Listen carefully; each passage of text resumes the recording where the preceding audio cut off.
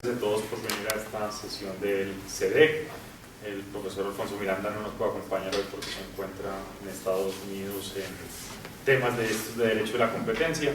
Entonces me encargó a mí la presentación del profesor Juan David Gutiérrez.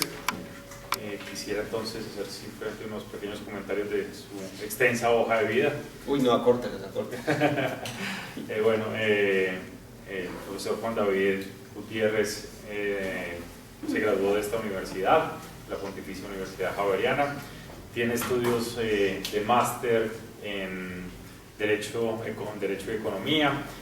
Tiene el máster de Estudios de Políticas Públicas en Latinoamérica en Oxford y se encuentra en este momento haciendo su doctorado también en Políticas Públicas.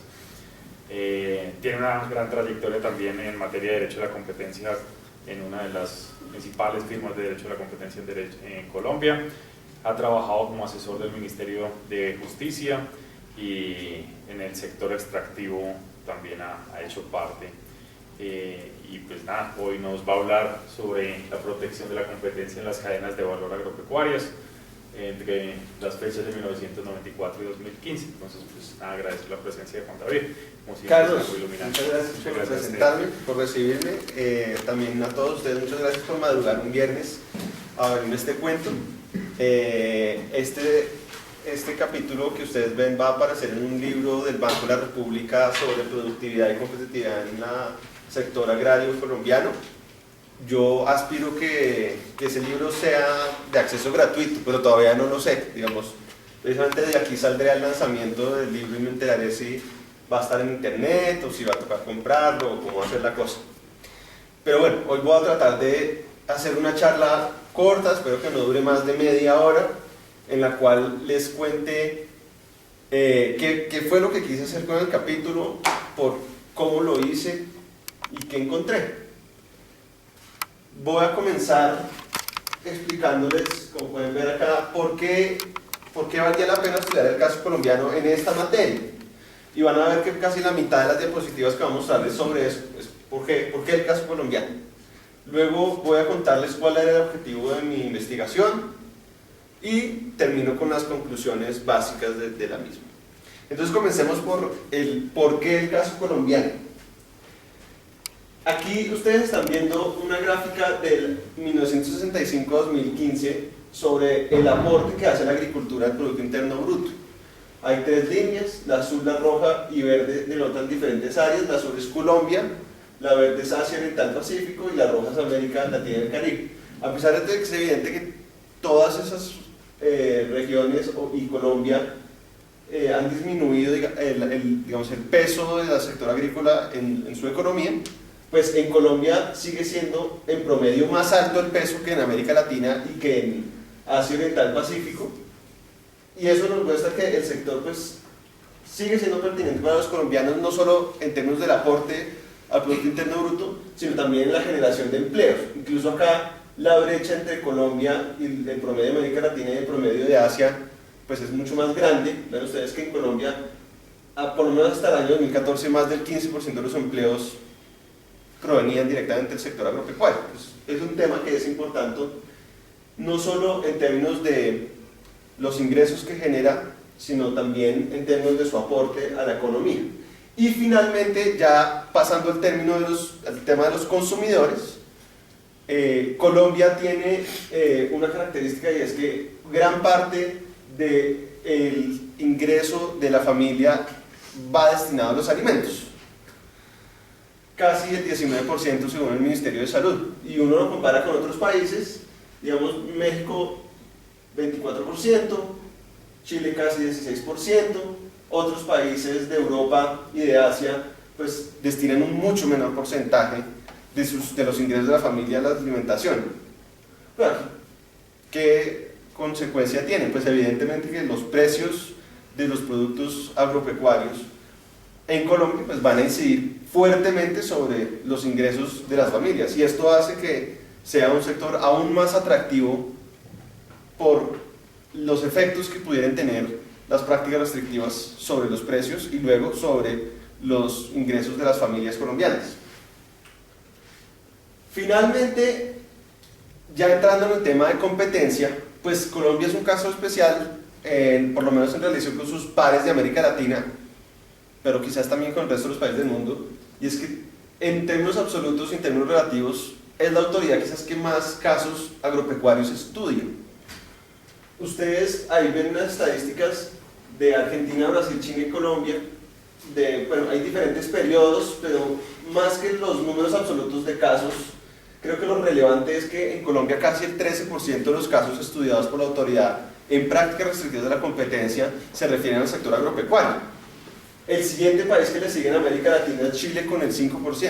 Entonces, pues eso nos dice ya bastante de cómo la autoridad de la competencia colombiana, independiente de que uno juzgue sus decisiones y el sentido de sus decisiones, le ha puesto mucha atención al sector agropecuario. Lo cual pues también digamos, corresponde también al peso de la agricultura y el sector agropecuario en la economía. Luego, cuando uno mira en el tiempo esos casos en el sector agropecuario que la superintendencia ha decidido de fondo o ha terminado anticipadamente por ofrecimiento de garantías, vemos que no ha sido, digamos, homogéneo, no es como que ha sido ni homogéneo ni en crecimiento, sino que el énfasis de la autoridad en el sector agrícola ha sido como pendular, y vemos como en los comienzos de los 2000 pues tuvo unos picos muy altos, luego baja, luego a finales de los 2000 o mediados finales de los 2000 vuelve y sube. En 2013-2014 no hubo ningún caso que se hubiera decidido de fondo, que hubiera terminado de fondo, y luego en el 2015 vuelve a reaparecer el sector agropecuario con dos casos que además han sonado muchísimo en la prensa, que es el caso del azúcar y el caso del arroz. Entonces fíjense ustedes que no es homogéneo, no es progresivo, parece que depende mucho de la personalidad del superintendente de turno. Quizás en los años 2006, 2007, 2008 tenía una arista adicional, y es que en ese momento existía un grupo específico dentro de la superintendencia que se dedicaba a promover la investigación de casos agropecuarios, y era la consecuencia de un convenio entre el Ministerio de Agricultura y la Superintendencia de Industria y Comercio, y el Ministerio de Agricultura financiaba literalmente los sueldos de esas personas que, a pesar de que eran literalmente casi que empleados, por así decirlo, del Ministerio de Agricultura, estaban en la Superintendencia de Industria y Comercio dedicados de tiempo completo a los casos agropecuarios. De estos casos, ustedes me preguntarán, bueno, ¿y qué tanto sanciona la Superintendencia de Industria y Comercio? ¿O qué tanto cierra por no encontrar pruebas? ¿O qué tanto termina por anticipación los procedimientos por virtud del ofrecimiento de garantías? De los 22 casos que yo alcancé a estudiar y que aparecen ahí entre el 2000 y el 2015, la mitad de los casos tuvieron como fin una sanción. La mitad de los casos la superintendencia sanciona. En un menor porcentaje, la superintendencia termina anticipadamente por ofrecimiento de garantías, y en un menor porcentaje, la superintendencia concluye que no había pruebas y cierra la investigación.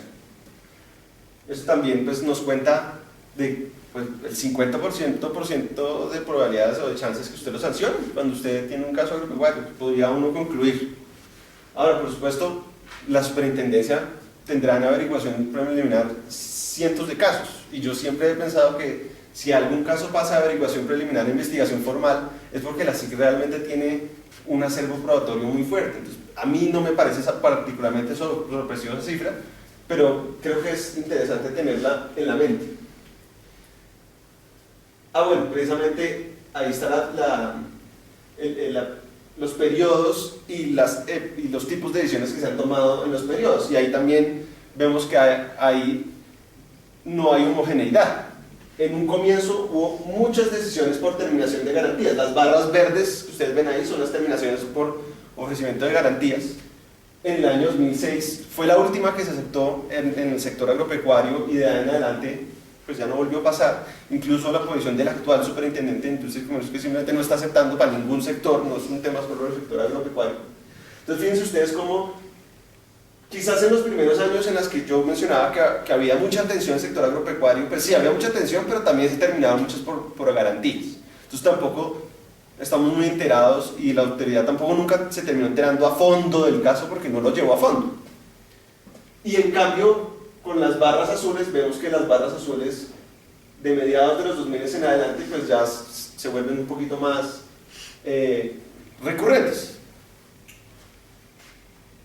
Hasta ahí el porqué. Yo creo que a pesar de que todos ustedes llegaron a las 7:15 un viernes a venir, por algo están acá, pues me parecía importante contarles por qué es pertinente el caso, porque es parte de lo que es interesante aprender de la aplicación del derecho a la competencia en el sector agropecuario colombiano. Vamos entonces a los objetivos de mi investigación. En parte ya les mostré algo de los objetivos. Uno de los objetivos era caracterizar qué había pasado con la aplicación de las normas de competencia en los últimos 20-25 años en Colombia. Y aparte de hacer esa evaluación simplemente estadística como la que les presenté, también entender un poquito más cómo se diferenciaban los casos según la cadena de valor agropecuario. ¿Por qué? Porque uno tiene la intuición de que si la literatura, tanto económica como jurídica, de otras latitudes nos dice que determinados tipos de estructuras de mercado presentan más frecuentemente determinados tipos de problemas, pues que eso se va a cumplir acá.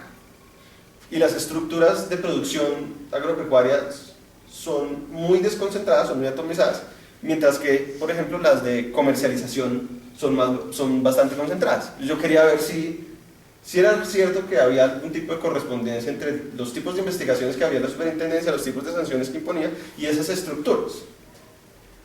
También estaba interesado en ver qué tipo de actores había. En particular estaba interesado en el actor gremio, la asociación gremial, qué rol ha tenido. Luego les voy a contar que la asociación gremial, desafortunadamente, en todas las cadenas de valor, ha estado involucrada en situaciones en las que ha sido sancionada en varias ocasiones y que eso le hace pensar a uno que realmente sí hay mérito en que la OSD en una de sus recomendaciones ha dicho, oiga, ojo con los gremios que ahí, digamos, hay una rueda suelta en materia de derecho a la competencia. También me pareció muy llamativo que hay determinados sectores que recurrentemente son investigados. O sea, el caso del azúcar de pronto ustedes lo oyeron el año pasado, incluso si le han parado bolas de pronto lo han oído hace 2 o 3 años, pero resulta que venimos con casos del azúcar desde el 2001, incluso desde antes. Bueno, y les contaré una anécdota muy interesante de eso. Bueno, aparte de eso, finalmente el último punto que yo quería investigar con mi documento era cómo interactuaba la política de competencia y la aplicación del derecho de competencia con las políticas agropecuarias y qué tanta tensión o qué tanta armonía había entre las dos, porque este es un sector en donde muchas veces se ha hablado de que hay tensión, de que las políticas a veces o incluso con frecuencia están apuntando a diferentes lugares y que eso ocasiona choques entre las autoridades. Vamos a ver cómo en Colombia eso también tiene su historia y no ha sido tampoco homogéneo. Hay momentos en que sí ha habido choques, hay momentos en que no ha habido choques y que las autoridades han estado de acuerdo en la manera de interpretar la normativa. Entonces entremos en materia. Son 4 diferentes sectores los que quise estudiar. Estudié los casos de insumos y servicios agropecuarios, estudié los casos de producción agropecuaria, producción de bienes agropecuarios, la cadena de valor de compra de bienes agropecuarios y su procesamiento, y finalmente la distribución y comercialización de productos agropecuarios.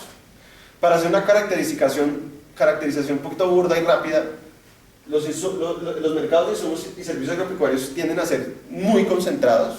Estamos hablando de temas de fertilizantes, estamos hablando de determinados tipos de servicios, imaginémonos una vacuna para animales, estamos hablando de servicios que se ofrecen a los productores, imaginémonos los frigoríficos. Entonces, ese tipo de servicios en Colombia tienen una alta concentración que está relacionada con la existencia de una patente, en el caso de los fertilizantes, por ejemplo, o con un tema de economías de escala, como es el caso de los frigoríficos en los municipios, en los que casi siempre es una sola empresa ofreciendo los servicios monopólicamente. En el caso de la producción agropecuaria, pues casi todos los mercados son muy atomizados. Hay cientos de productores de caña en azúcar, hay cientos de productores de arroz paddy verde en Colombia, casi que el arroz paddy verde, incluso la superintendencia por una decisión dijo, esto es casi un mercado perfecto como esos que se imaginan los economistas en los libros de texto. Entonces esa es su característica. La compra de bienes agropecuarios para su procesamiento, ahí sí ya empieza el sector a ser oligopólico y a veces casi monopsónico, cerca de lo monopsónico. Por ejemplo, en el mercado del cacao hay dos grandes compradores de cacao en Colombia, punto. Luker y Nacional, lo demás es muy chiquito en comparación a Luker y Nacional, es un duopsonio. En el caso del tabaco, que a propósito yo no abordé los casos de control de concentraciones porque no me cabía, pero hubiera sido interesante haber abordado ese tema. El caso del tabaco, cuando se produce la integración de Philip Morris y la compra de la compañía colombiana de tabaco, el problema no era los consumidores y el consumo de tabaco, el problema era la compra de tabaco a los colombianos, porque por cuenta de esa operación iba a haber un monopsonio en la compra de tabaco, y eso fue lo que le preocupó a la autoridad. Entonces fíjense ustedes cómo en la compra de bienes para su procesamiento, pues estamos hablando de sectores bastante concentrados. Y finalmente en la distribución y comercialización de productos agropecuarios también ocurre lo mismo.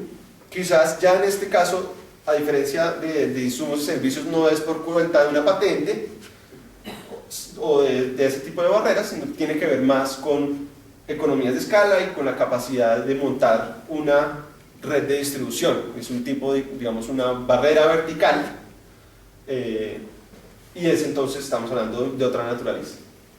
También relativamente concentrado ese sector. A propósito, el sector más investigado en Colombia ha sido el cuarto, el de distribución y comercialización. Es un dato que me parece interesante. ¿Por qué será que la SIC ha terminado investigando más el mercado? Yo no lo sé, yo no sé si la SIC lo sabe, quizás sería interesante saber por qué es. Y el otro dato interesante y grueso es que el eslabón donde la superintendencia es más cuchilla, donde más porcentaje, digamos, ha decidido que sanciona, es en el de producción agropecuaria, que es rarísimo, porque suena que el de producción agropecuaria es donde está la gente atomizada. Entonces, ¿qué pasó ahí? ¿Cómo así que el 75% de las veces que ha estudiado un caso ahí ha sancionado? Eso también tiene algo interesante. Bueno, eso es algo a grosso modo. Voy a entrar a contarles qué encontré. Yo, en el documento hay 22 casos resumidos y tal. Yo realmente no voy a entrar a los casos porque no salimos nunca de acá, y por eso lo voy a explicar solo por encima. Pero uno lo que encontró en la cadena de insumos y servicios agropecuarios, realmente son muy pocos los casos de conductas colusorias, o sea, son muy pocos los casos de empresas que ofrecen bienes o servicios que se ponen de acuerdo para realizar alguna conducta anticompetitiva, y más bien el tipo de investigación que prevaleció era de actos unilaterales, actos de parte de frigoríficos, actos de parte de una asociación gremial que tenía el monopsonio y el monopolio de compra y venta de una vacuna, y que luego la superintendencia sancionó. Es un caso en que una asociación gremial fue sancionada no por coordinar a sus agentes, sino por su propia conducta en el mercado. ¿Qué pasa ahí? Bueno, normal. ¿Por qué? Porque si este es un sector que hablamos que era muy concentrado, que por cuenta de las patentes a veces hay solo una empresa, o por cuenta de determinadas configuraciones termina una sola empresa ofreciendo el bien o el servicio, pues lo normal es que encontremos actos unilaterales y no colusorios. Ahora, en este mercado hay otro aspecto importante a tener en cuenta, y es que determinados mercados de este sector están muy regulados en cuanto a los precios, por ejemplo el de los fertilizantes,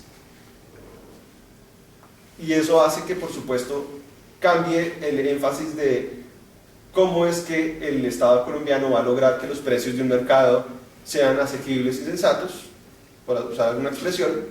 Entonces en este caso, por ejemplo en el caso de los fertilizantes, pues el Estado colombiano finalmente dijo no, pues no va a ser a punta de autoridad de la competencia, va a ser una regulación de precios, y hoy hay libertad vigilada para los precios de los fertilizantes y otros insumos agrícolas. ¿Se presentó algún tipo de tensión entre las políticas agropecuarias y la de competencia? Realmente no. En ninguno de los casos se discutió ese tema. En ninguno de los casos se dijo, oiga, es que mi conducta es producto de alguna regulación del Estado o alguna política. Eso no se argumentó en los casos. Entonces, este no es un sector donde ocurra esa tensión, no está ahí. Siguiente eslabón, producción agropecuaria. Aquí es todo lo contrario, acá prevalecen las conductas colusorias y es raro que haya conductas unilaterales. Nuevamente, otra vez, está acorde con el sector, la estructura de los sectores, porque como hemos visto al comienzo, pues son muy atomizados, muy desconcentrados. ¿Qué casos paradigmáticos encontramos ahí? El de las asociaciones que agremiaban a los productores de caña, y en el cual la asociación gremial fue sancionada por cuenta de que pretendía coordinar a los productores de caña en cuanto a la negociación de la venta de la caña con los ingenios. Y fue una sanción relativamente pequeña, pero muy importante simbólicamente y a futuro en cuanto al rol que podían tener las agremiaciones. Vean ustedes que nuevamente estoy contándoles de un caso de que una agremiación fue sancionada. Y yo estoy dando ejemplos, porque hay muchos más casos de agremiaciones o involucradas o sancionadas. Otro caso muy paradigmático en este es el caso avícola, que fue uno de los primeros casos de competencia resueltos en Colombia en el sector agropecuario, donde la autoridad investigó a una agremiación y a las empresas que hacían parte de esa agremiación avícola por cuenta de una conducta que buscaba disminuir la cantidad de huevos y aves reproductoras, porque ellos querían disminuir la cantidad de esa producción para que los precios subieran.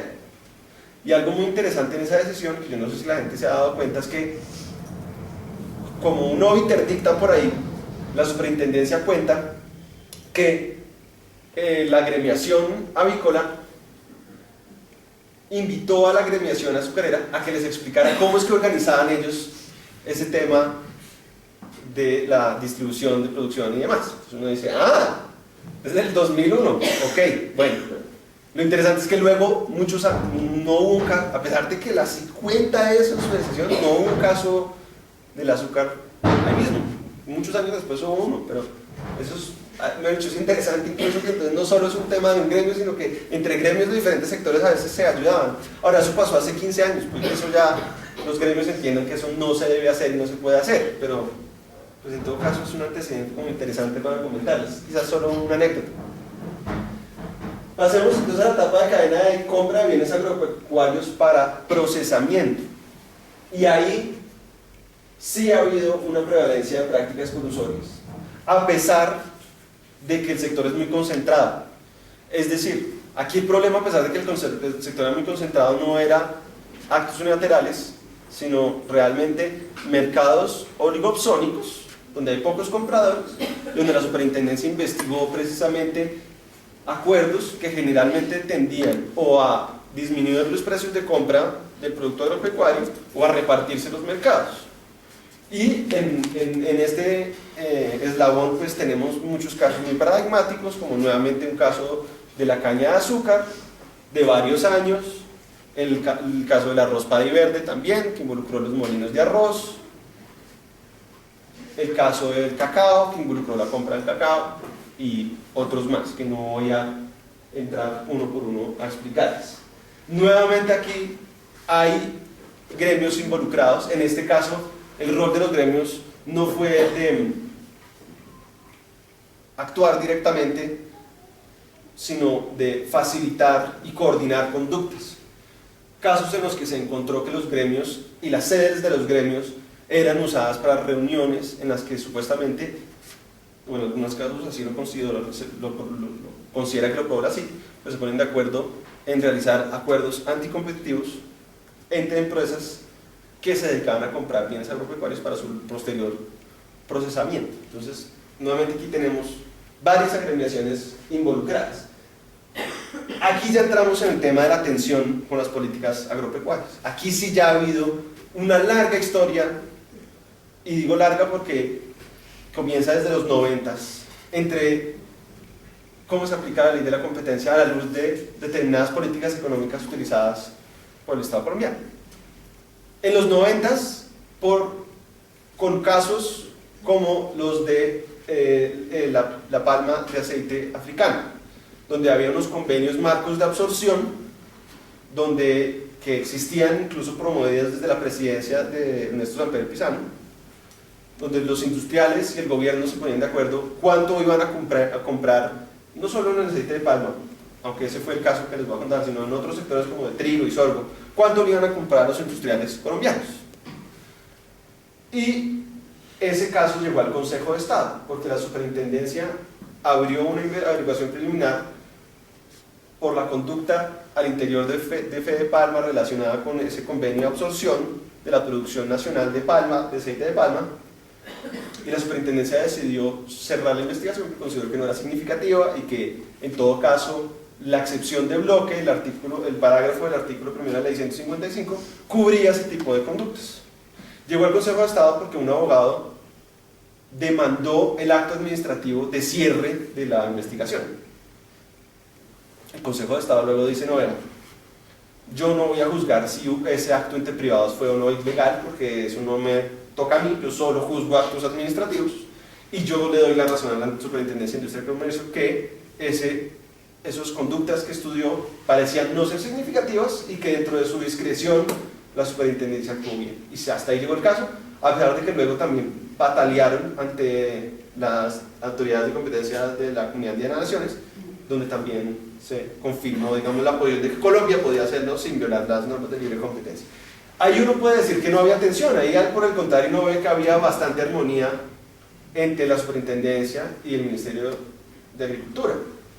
Pero eso no se quedó ahí. Algunos años después, con otro tipo de convenios promovidos por el Ministerio de Agricultura, en este caso de agrocadenas, de integrar verticalmente las cadenas agropecuarias, ahí ya la cosa se enredó y ya la Superintendencia de Industria y Comercio, a través de su oficina pública, empezó a expedir unos conceptos que decían: oiga, no todo vale, sí, hay unos acuerdos de agrocadenas y hay que fortalecer toda la cadena de valor y tal, pero ahí no pueden hacer de todo, ojo. Y empezó a haber, digamos, como ese conato de tensión entre la Superintendencia y el Ministerio de Agricultura.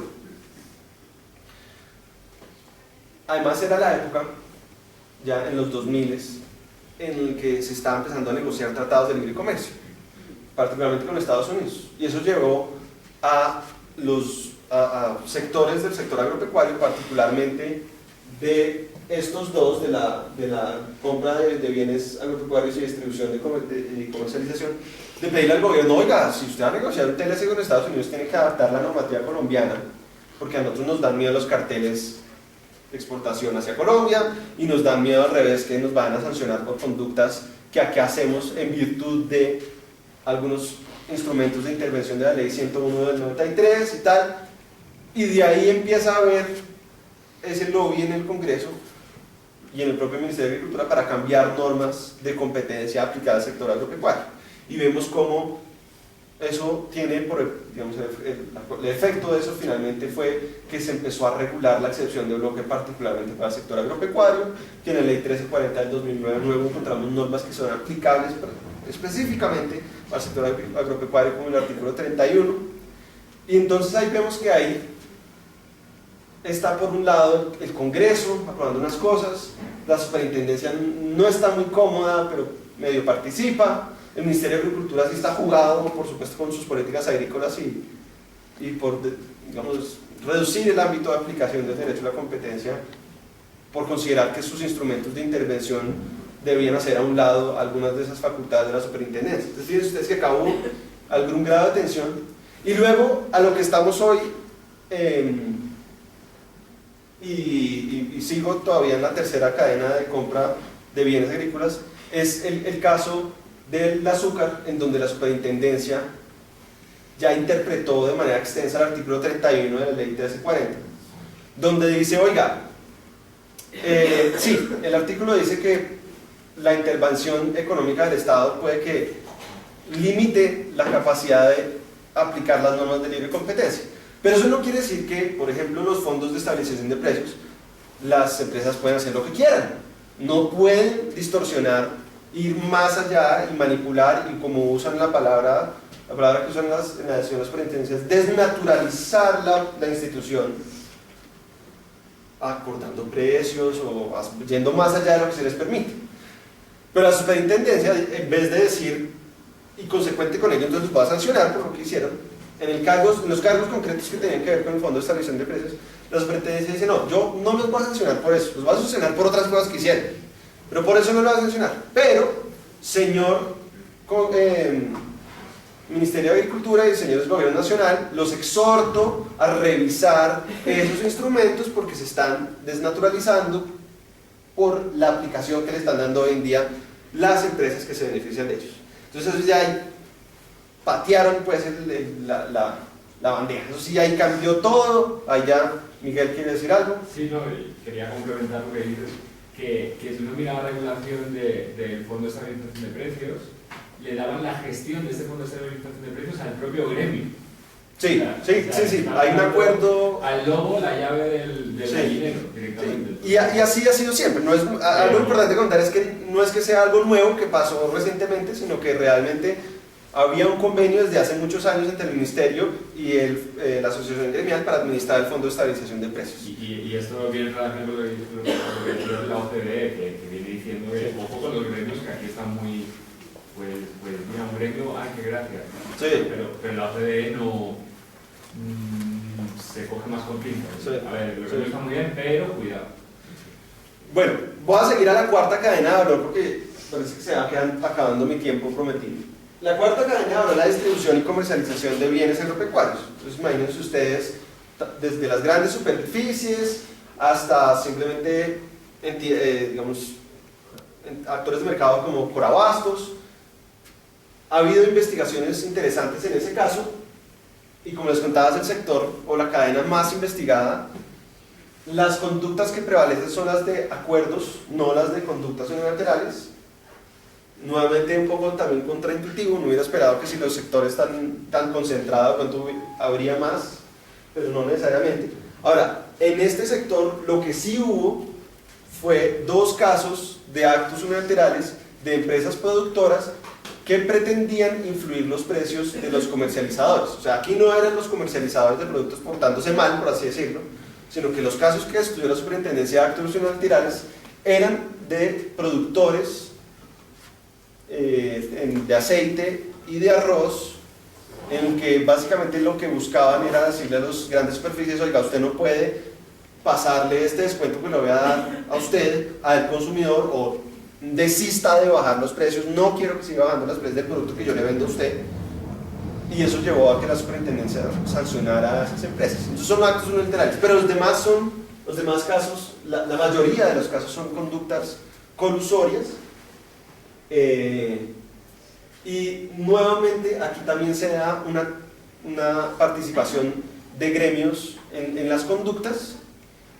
Entonces, en conclusión, que en todas las cadenas hubo participación de gremios de alguna manera en las conductas investigadas, y particularmente en las sancionadas, que son las que más nos interesan, y que también hubo tensión en las políticas agropecuarias y las de competencia. ¿Por qué? Porque eso fue, digamos, expresamente en las decisiones hubo una discusión entre las partes investigadas y la superintendencia en cuanto a qué tanto las normas vigentes que implicaban algún instrumento de intervención agropecuario avalaban la conducta o no de las partes, y la superintendencia no la avaló, no lo consideró así, pero fue una discusión. Vamos a entrar a, digamos, a resumir en tres puntos la historia de la tensión y la armonía entre las normas del sector las normas y las políticas del sector agropecuario y la política y el derecho de la competencia. Primero, mucho se habló, sobre todo cuando estaban discutiendo el TLC, y mucho se dice incluso de los abogados y economistas colombianos que escribieron en esa época, que había un riesgo enorme de que las cooperativas colombianas fueran sancionadas sistemáticamente por la autoridad de competencia por la manera como funcionaba. Y de haber hecho el estudio de las 22 decisiones de fondo o que terminaron, digamos, investigadas por la superintendencia, aunque hubo algunas con empresas investigadas del sector agropecuario, del sector agropecuario de naturaleza cooperativa, realmente jamás se puso en duda la manera como operan las cooperativas, su giro ordinario. Entonces, ahí sí que, ese sí es un cuento como el lobo, ahí viene, ese es uno de esos. No se vio. Eso, quizás quienes abogaron por algún tipo de excepciones para las cooperativas expresamente por cuenta de otros casos en el mundo, de pronto fue por ahí, pero en Colombia no se puede concluir, por lo menos de los antecedentes, que las cooperativas agropecuarias están en riesgo en su operación por cuenta de las normas de competencia. Eso no ha sido así. Las pocas veces que se han investigado cooperativas ha sido por su conducta unilateral, cuando tienen una posición dominante en el mercado. Eso pasó en el caso de Colanta y no fue sancionada, pero pasó. O cuando se ponen de acuerdo con otras empresas de cualquier naturaleza. O sea, no era por el giro ordinario de su negocio. Segundo, las tensiones entre la política de competencia y la política agrícola se concentran realmente en dos etapas, en las dos finales, en la de compra para aprovechamiento y en la de comercialización. No es en la de bienes y servicios al sector agropecuario y no es en la producción agropecuaria. Ahí no ha habido realmente discusión en los casos sobre cómo se aplican esas normas. Y eso lo que nos hace pensar es, bueno, si hay algún tipo de discusión, entonces estamos hablando de la agroindustria, que participa en las últimas dos etapas de la cadena de valor y quizás también en las grandes superficies. Pero no estamos hablando del campo colombiano y de los miles de familias de Colombia. Hay medio millón de sí creo que son medio millón de familias que viven del campo. Ellos no son los que están, por así decirlo, beneficiándose de la discusión de si hay unas normas que deberían favorecerlos a ellos por ser productores agropecuarios. Ahí no está la discusión. Si hay discusión sobre cómo se aplica el derecho a la competencia, es sobre las grandes empresas. Eso es muy importante porque a veces la discusión está puesta, no, es que el campo colombiano, los productores... Estamos hablando de determinado tipo de agentes, y son agentes económicos concentrados, es decir, en mercados bastante concentrados. Y por supuesto eso genera mayores riesgos. No está mal que un mercado esté concentrado, no esté... pero genera riesgos, es distinto, ¿cierto? ¿En dónde entonces están las fuentes de tensión o en dónde se ha producido históricamente la discusión sobre hasta dónde va el derecho a la competencia, hasta dónde va el sector agropecuario? Los mencioné, pero los vuelvo a resumir. En la excepción de bloque del parágrafo del artículo 1 de la ley 155 y en el artículo 31 de la ley 1340 sobre instrumentos de intervención estatal. Como les contaba, en la excepción de bloque ha habido fluctuaciones. Al comienzo la superintendencia usaba eso de comodín para decir, no, se cierra la investigación porque no es significativa y ve, ahí está más ese artículo, como en el caso de los 90s de la palma de aceite. Pero luego la superintendencia adopta una posición diferente y dice, no, un momento, pero eso es un procedimiento reglado, o sea, yo no puedo llegar a defenderme en un caso como, no, pero ahí está la excepción de bloque. No, usted si quería hacer uso de la excepción de bloque, hay un procedimiento y la autoridad de competencia tenía que autorizarlo usted para llevar a cabo el convenio que usted dice que está cubierto por la excepción de bloque.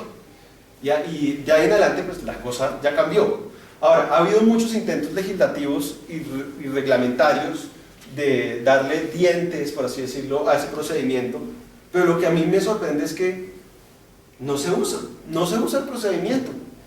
Que yo sepa, ha habido un caso donde se ha estudiado a la superintendencia una solicitud por parte de unos productores textiles de la excepción de bloque, y el resto, nada.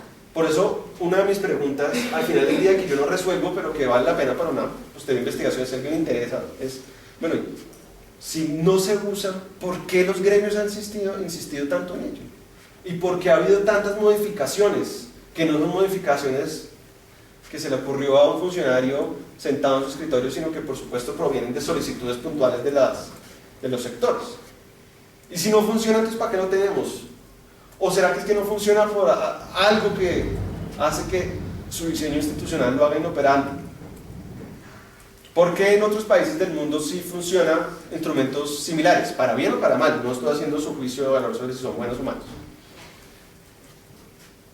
Luego está la intervención del Estado en la economía, que es quizás la discusión que está más en boga. La excepción de bloque ya pasó un poquito de moda. Con la expedición de la ley 1340 pues ya pasamos a otro tipo de discusión, y es hasta dónde la intervención del Estado puede avalar determinadas conductas de empresas o de productores o de agentes del mercado agropecuario que de otra forma serían consideradas ilegales.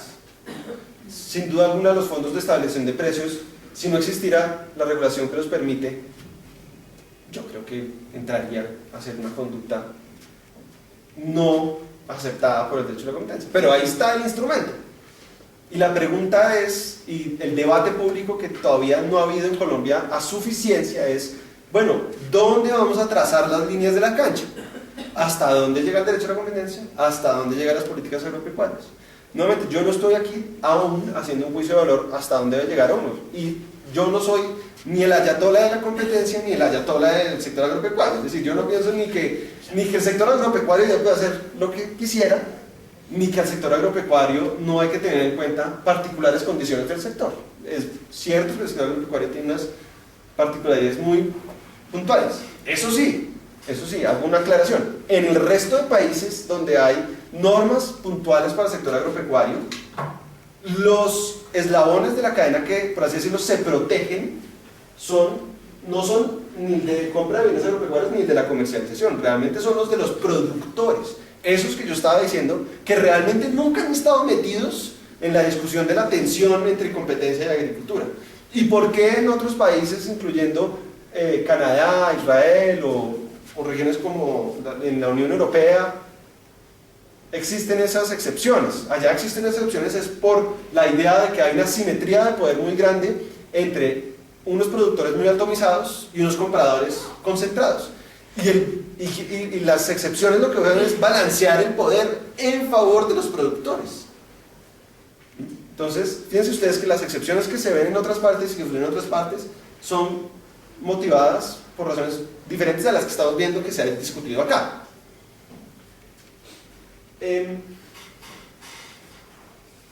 Para terminar, simplemente les doy las gracias y no sé, ojalá le haya hecho justicia al documento y le haya hecho justicia también a que ustedes se hayan levantado a las 7 de la mañana o antes para ver. Sí. Y más bien entonces les pido que por favor, si tienen preguntas, que aprovechemos para hacerlas y aquí hasta un ratico. No todos a la vez. Gracias Juan David por tratar un campo que es bien complicado, pues, es decir, no es muy notorio en el país los trabajos que se hacen sobre el sector agrícola y sobre todo en temas de derecho de la competencia. Tocando el punto de, pues, encontrando que el sector, pues, las cadenas de valor en el sector agrícola son tan divergentes unas de otras, es decir, buscar esos tratamientos como de intervención del derecho de la competencia sigue tomando, por un lado, como decir, no estás defendiendo alguno de los puntos específicos, pero tomar en cuenta, por ejemplo, la cadena de suministros tiene unos factores que lo diferencian muy grande y puede tener unas categorías de intervención distintas, porque es tal vez para promover la adquisición de ese tipo de bienes, con descuentos y demás, o facilidades que pensaría uno que beneficien pues, la actividad productiva, pensaría uno. Pero al mismo tiempo, pues conociendo un poco el manejo a ese nivel, siendo empresas tan concentradas que manejan unas prácticas de venta pues, bien específicas, empiezan como a desconfigurar el sector. Es decir, desde la base el sector empieza a tener ciertos problemas y busca ciertas compensaciones a través de las agremiaciones. Entonces, hace poco, pues, o años recientes, salieron esas excepciones como de agremiaciones o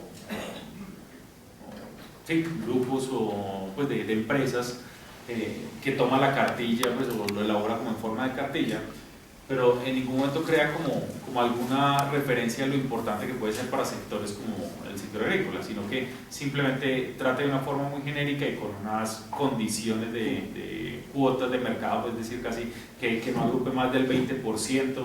Es decir, una situación que vemos que en otros puntos donde podría ser influencia de la Superintendencia de Industria y Comercio, creando política, también vuelve a descuidar los campos donde parece haber mayor intervención, que como lo decía desde el principio, el sector agrícola ha sido uno de los focos o uno de los puntos tal vez donde ha habido importante intervención por parte de la autoridad de competencia.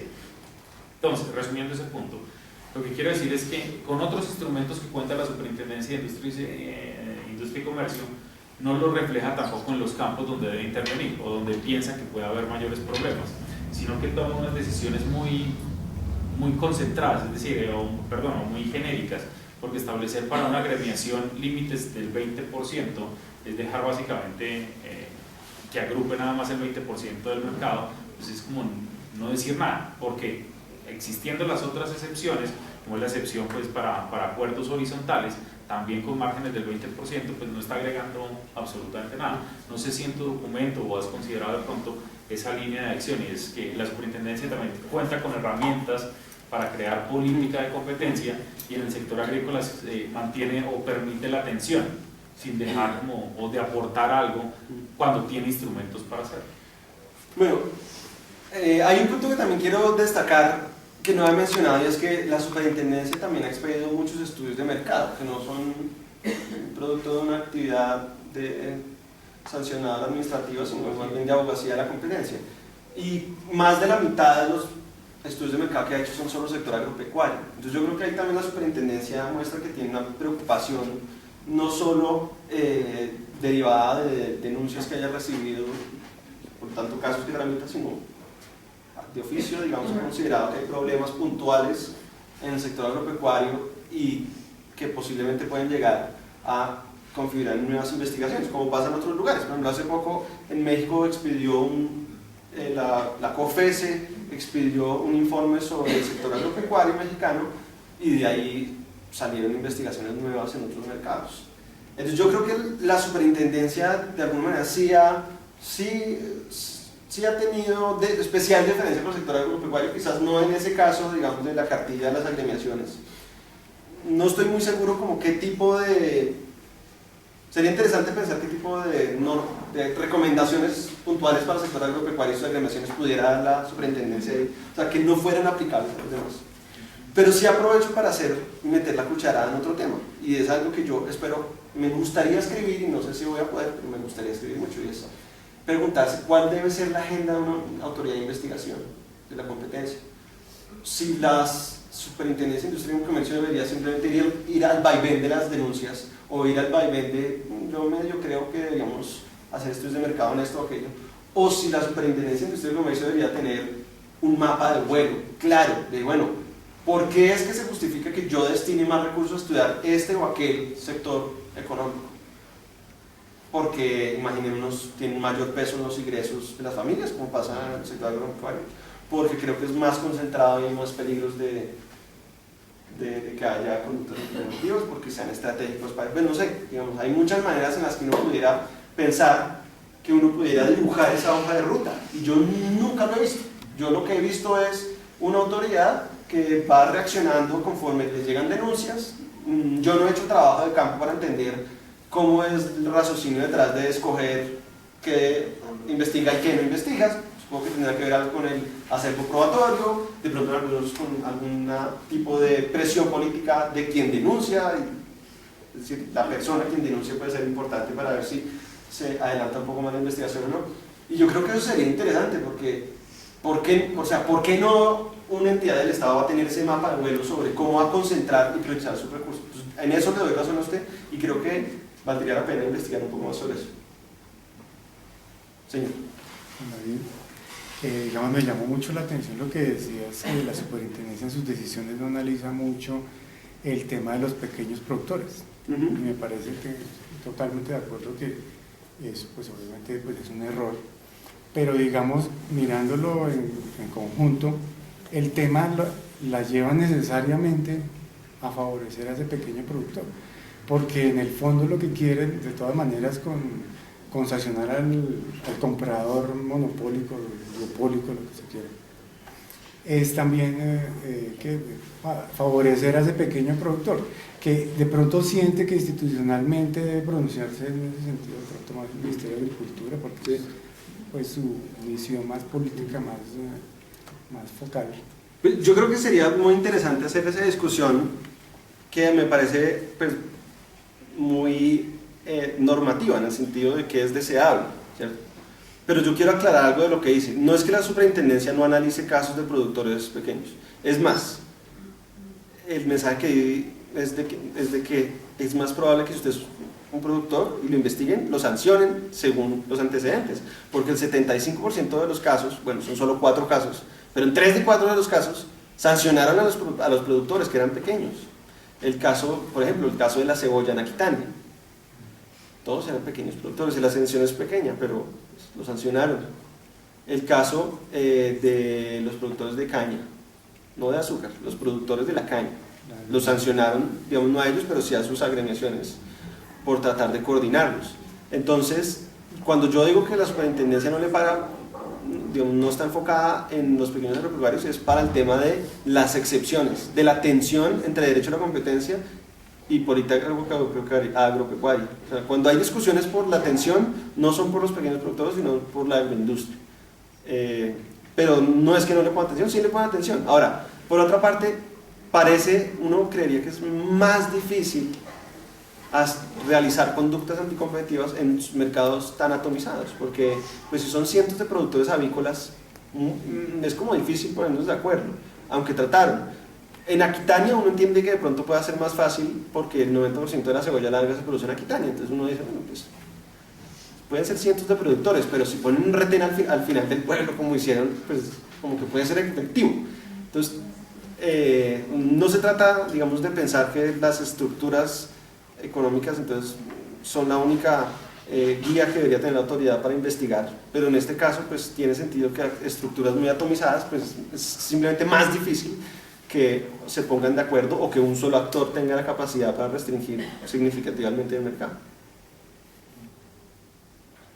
¿Qué opinas de la política pues pasada, que de hecho se sigue dando en algunos sectores, en cuanto al privilegio de una oligopolización del mercado, ¿cierto?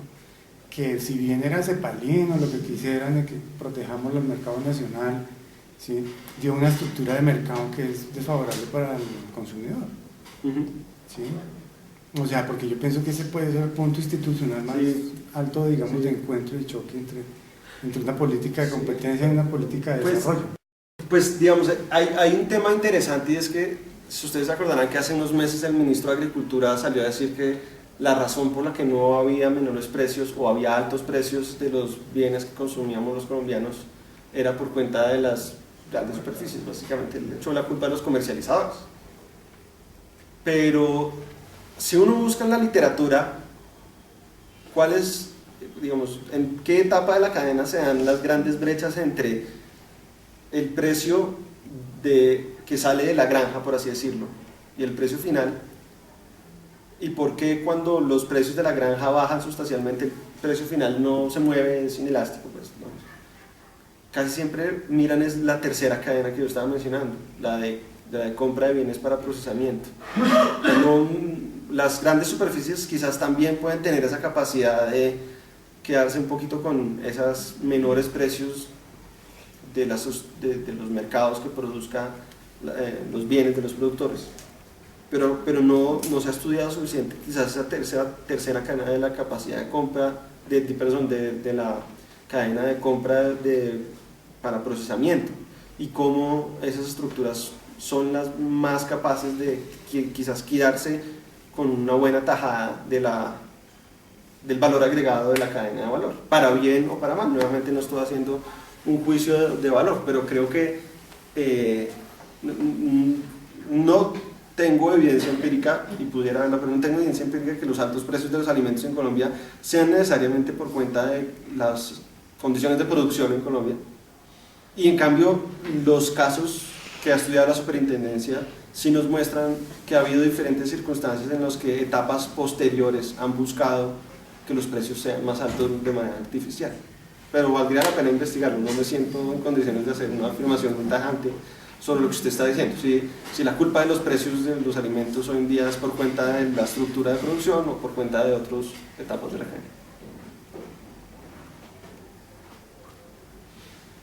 Bueno, Miguel, ya la última, porque está dando pena. Yo quería aportar un poco una observación más, como en España, pachanguera, ¿no? Eso. Relajada. A mí me hace mucha gracia, todos mis amigos que vienen de España, y a mí, me encanta el jugo de curuba.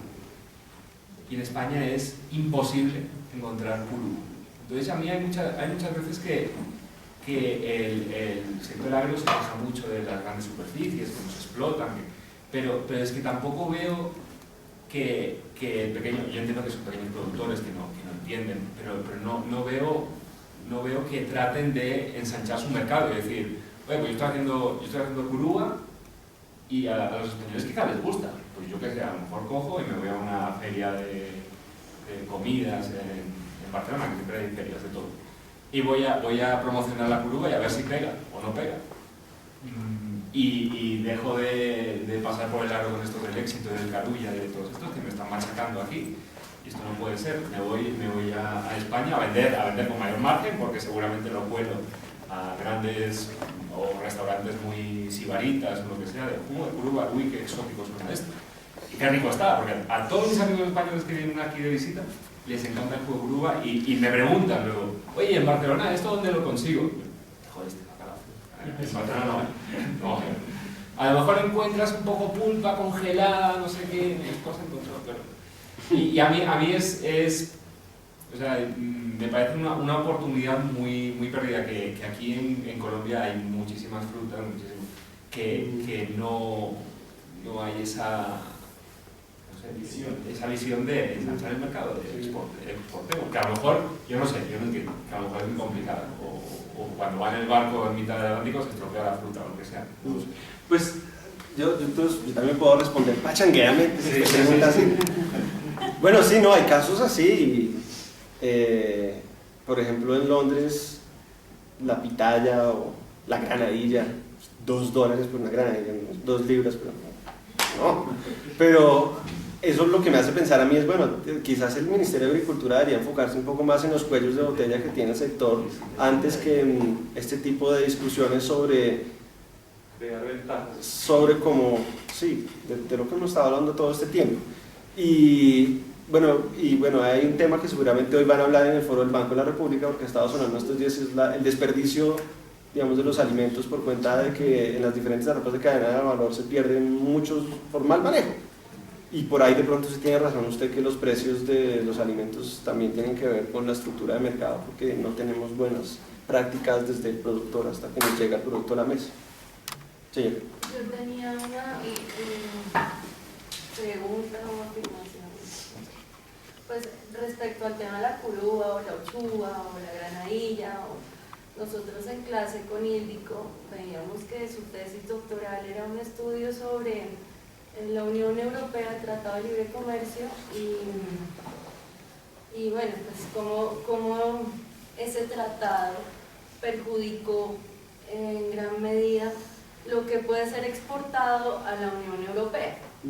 Entonces, pues uno ve que sería súper chévere en términos coloquiales que el pequeño productor en Colombia, el campesino que tiene un poco de tierra y puede hacer el cultivo de chuva, el cultivo de curuba, el cultivo de guayaba y todo lo exótico que se puede vender fuera, lo pudiera exportar, pero en términos reales no lo va a poder exportar a menos que se asocie con X y Y y consiga una posición de capital considerable para poderlo hacer y cumpla las condiciones fitosanitarias y cumpla, o sea, en realidad no es un tema tan pachanguero, o sea, es un tema que requiere de pronto más acompañamiento al ministerio. Y quizás de ahí, pues uno dice que las políticas de fortalecer las agrocadenas, pues obviamente tienen un sentido y es eso. Si el pequeño productor no llega afuera, pero si el pequeño productor se asocia con esto más adelante, pues seguramente lo va a lograr. Porque eso no parece haber sido exitoso en todas las cadenas, o en algunas, pues eso ya es materia de otra charla. De la última, entonces, Juan David, hay una resolución, hay un par de resoluciones muy interesantes de la CIC de comienzos de los 2000 refiriéndose a la Federación Nacional de Café, sí, con respecto a la promoción de exportaciones. Sí, eso es un caso muy parecido al del azúcar, pero decidido de una manera diferente. Decidido de una manera diferente. Su tesis es que lo que cambió entre esa resolución y la resolución de Indopalma del 97 y la resolución del café es que la firma de tratados internacionales y cambios internos en la SIC, la conformación del grupo agrícola. Yo le pego un poco más al tema institucional y al liderazgo del respectivo superintendente. Yo creo que si el superintendente es el que tiene la decisión final, la incidencia de que cambie la doctrina de la superintendencia, pues está casi todo en sus manos. Y yo creo que tiene que ver mucho con eso. Fíjese que usted está señalando cómo la superintendencia ha visto la cosa muy diferente en diferentes momentos. En La Palma, digamos, Ministerio de Agricultura y SIC de la mano y todos somos felices. Luego, en la Federación de Cafeteros, que era precisamente una investigación sobre cuotas de exportación de café, la superintendencia fue, investigó y la federación dijo, uy, no, qué pena, ya no sabía esto. Garantías, terminaron el proceso, o sea que no pudimos ir más lejos.